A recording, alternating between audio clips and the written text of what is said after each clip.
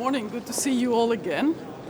And the last Foreign Affairs Council before 2025, and the first one was the High Representative Kaja Kallas. So it's important to support her. It's important to support her strong ambition and agenda for the EU unity and for more efficient working methods, but also for more EU's voice in the world. So we'll have the breakfast on the working methods, ministers only, so my intention is to fully support her agenda.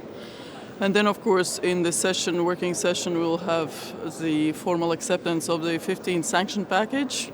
If we look back at the beginning of the year when we had not put any shadow fleet tankers on the sanctions list, now we have 118.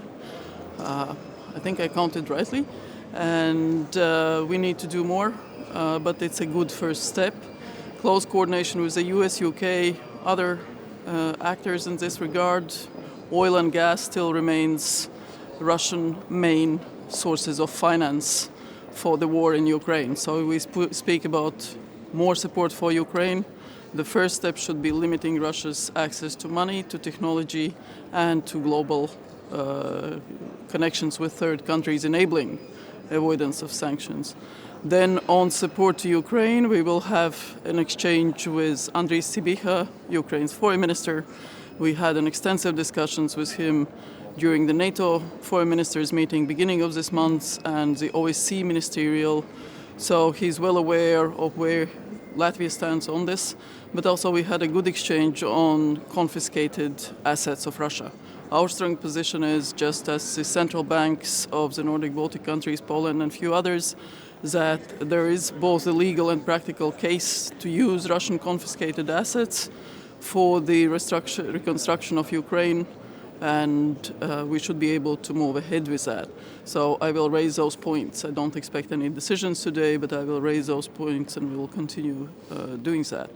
Then we have a separate agenda point on Georgia. You have seen Georgian people standing strongly for their European future, and that is not what the authorities are standing for. So there is a big delta between those two. Plus we have seen violations of some of the most fundamental rights that we all have signed up to, right of association, freedom of expression, and so on and so forth.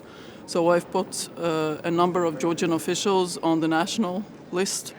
They are not welcome in Latvia.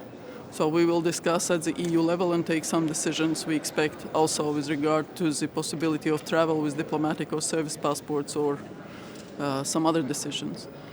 And then, of course, discussion on the Middle East, Syria. Situation is developing very fast. For now, the steps on the peaceful transition in Syria have been very welcome. We remain in touch with a number of actors. I was in Washington just until Saturday. So with our US partners, but also with Turkey and others. So there's a wide international engagement and interest on making sure that the situation in Syria remains peaceful, remains such that enables stability and peace and doesn't create risks of terrorism for any of the countries outside Syria.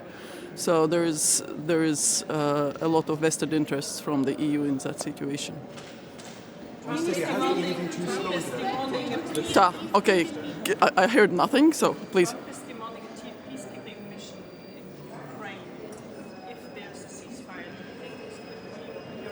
The key was if. So, in our view, quite clearly, for now we don't see any indicator in Russia that they want peace or that they are moving towards peace. Quite opposite. There is more attacks on energy infrastructure in Ukraine. So for now, to have any chance of decent solutions with regard to any peace talks or anything, Ukraine has to be strengthened on the battlefield.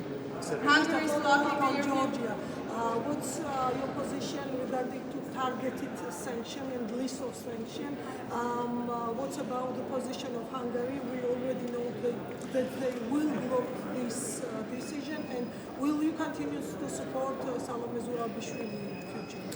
One by one. As I said, our position is pretty straightforward as the Baltic states, but also as the EU. We have put a lot of efforts, money, resources in Georgia's European future, and it has been the wish of Georgian people to be European. So we don't see that changing. Public polling and the constitution is as it is. So it's quite clearly the authorities have to decide what their next steps are, and our expectation is that they will comply with the wish of Georgian people. So as for the violations of human rights and others, that is why we have EU global human rights mechanism. So we'll discuss. Again, we need unanimity. I don't want to predict what Hungarian position will be. Hungary has blocked the European Oh, I can't say that. I'm sure that Kaja Kallas was able to explain that, but from what I understand, she's been in extensive contact with various actors in the region, so I wouldn't expect us to be too slow or anything. There is a very clear interest by all of us, both with regard to security issues, stability issues, but also the situation inside. I mean, there's a chance now to really have power in transitions that ensures rights of minorities and that ensures some ability to govern in a way that does not involve authoritarian regimes suppressing people and all the human rights violations that we have seen. Hungary has blocked the European peace facility. How would you like to ensure that the support for Ukraine will remain steadfast, even if the US... We have to unblock it. I mean, we have to get to unblocking it. It's absolutely ridiculous to do that. And how? What is the strategy here? There are various proposals on the table. This is not the place to sort of go through them, but there is a scenario, but it's absolutely unacceptable. Thank you. Thank you. Minister, one question, please. Softly? Yes. Because our colleagues are making me busy, sound colleagues. Sorry for that. Minister, how do you see what's happening in Syria will affect Russian performance? Or do you think it was just a deal between Russia, Iran, and Turkey? Listen, quite clearly that anyone who first runs an authoritarian regime and associates themselves with Russia will fall eventually. We have seen that in other countries. We have seen that in Syria. So this transition of powers that we are seeing is actually quite well managed for now. It has to be inclusive, it has to be guaranteeing some justice, fundamental rights, stability, but also making sure there is no risk of terrorism to the neighboring states or other states. So Syria, as a peaceful country, as a stable country, with a chance of development for its people is something that we will support. But you didn't tell me how what happened in Syria will affect Russia's performance in the world stage, or it was just a deal done? As I said, the Russian and also Iranian stance is weakened through this development, but that was predictable because you cannot prop up authoritarian regimes suppressing their own people.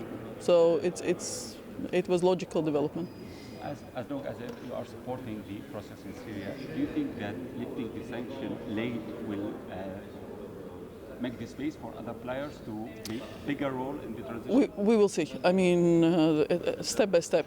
Again, it's early on. We are days in the process. This is not even a week, so we'll see. We'll see, step by step. But we have an expectation that the situation can be managed for the best interests of Syrian people. That is the most important part. Minister, on Ukraine, there's been a lot of speculation over the past days about the day after. So the scenario in which there is a ceasefire and whether EU countries would have a role in Ukraine in that scenario. What is your position? For now, we don't see Russia giving up anything. All the indicators show that Russia wants to fight, continue to fight. There is no move to peace or indication to peace talks. So to ensure that it happens at some moment, Ukraine has to be in the strongest possible situation on the battlefield. So we concentrate on that. We have to continue providing Ukraine with what it needs and protecting its energy infrastructure, people and everything. I thank you.